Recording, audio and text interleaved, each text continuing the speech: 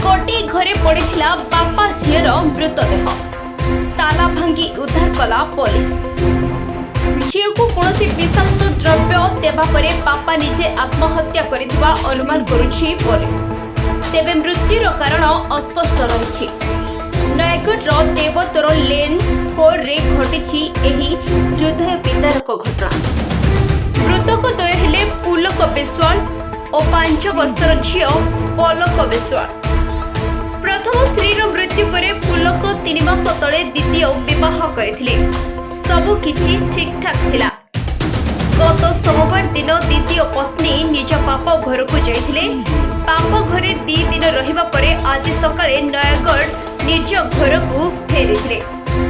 आसीबा परे कबाट बाहर पटु बंद थिला और भीतर पटु ताला पड़िथिबा देखिबाकू पाइथिले। बहु समय पर्यंत कबाट बाड़ाइथिले। कबाट न खोलिबारु स्थानीय लोके नयगढ़ टाउन थाना को फोन करिथिले। स्थानीय मजिस्ट्रेट और पुलिस उपस्थिति रे ताला भांगी उभय बापा और झील मृतदेह उद्धार करिथिला police. Bureau report the news today.